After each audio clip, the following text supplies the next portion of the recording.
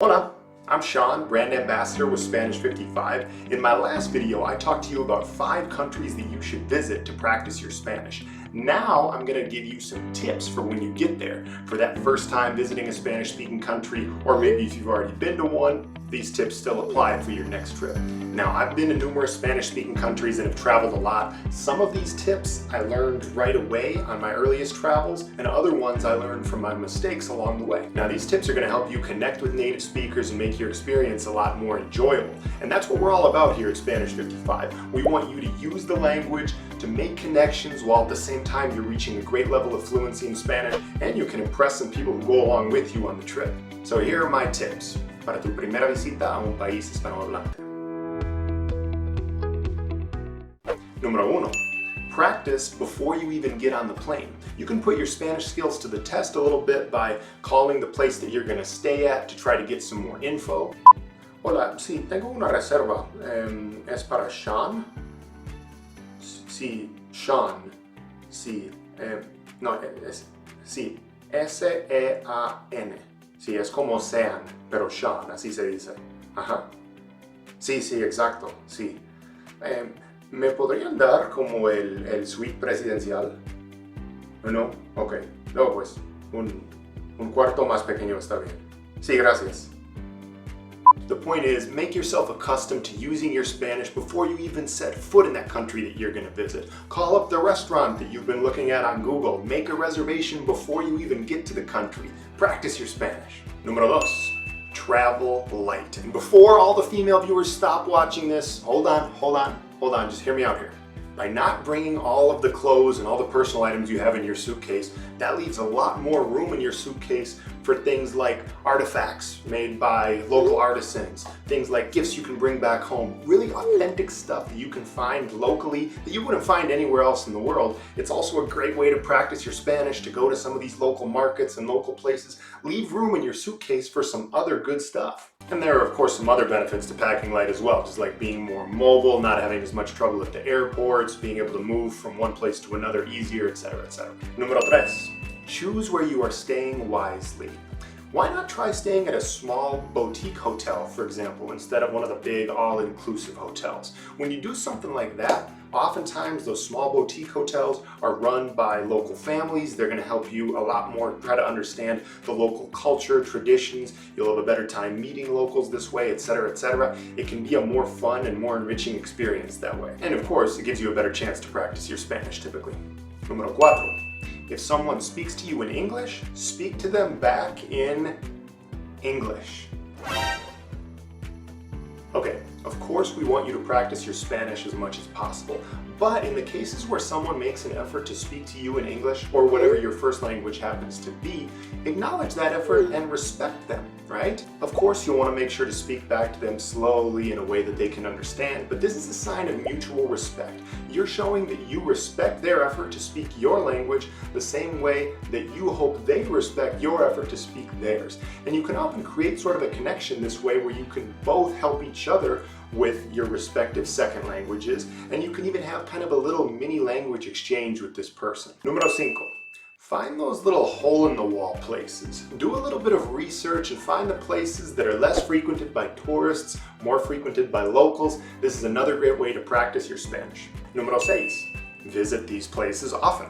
I know that it sounds kind of simple, right? But when you find a good hole-in-the-wall place, you're going to want to go there multiple times. If it's a restaurant or a cafe, for example, this is a great way to start making friends with the staff by saying, oh yeah, I was here yesterday or the day before.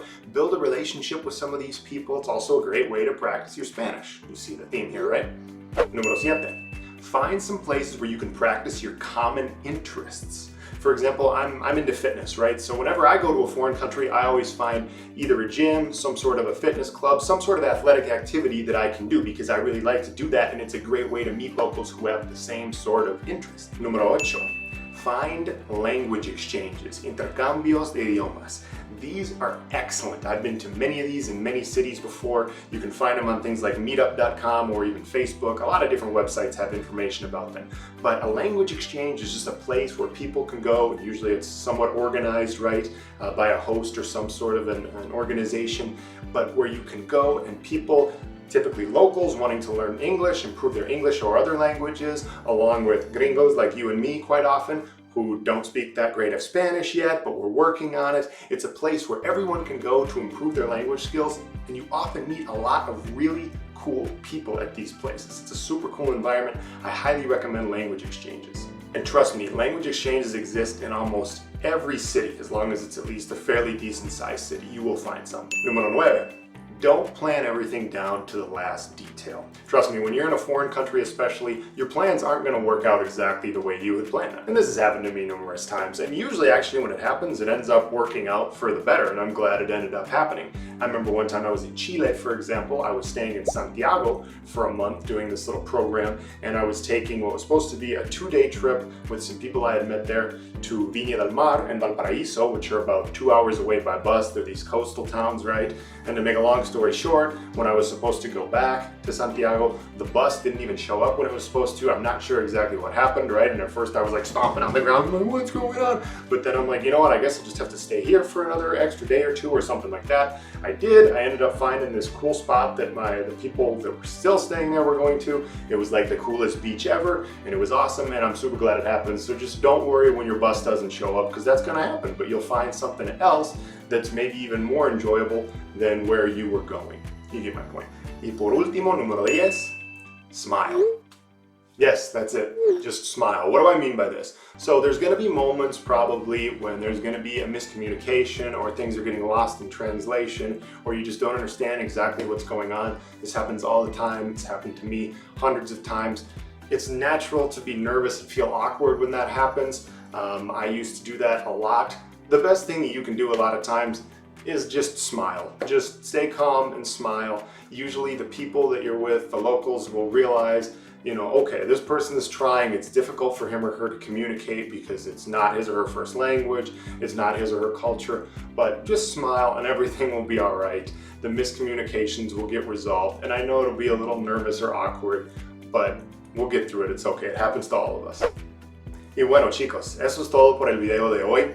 Leave a comment down below if you have any experience visiting a Spanish-speaking country, or if you have any funny story or something like that. Maybe one of those nervous or awkward moments, or there's those moments where your plans didn't go the way you were hoping, etc., etc. Drop a comment down below if you have any experience like that.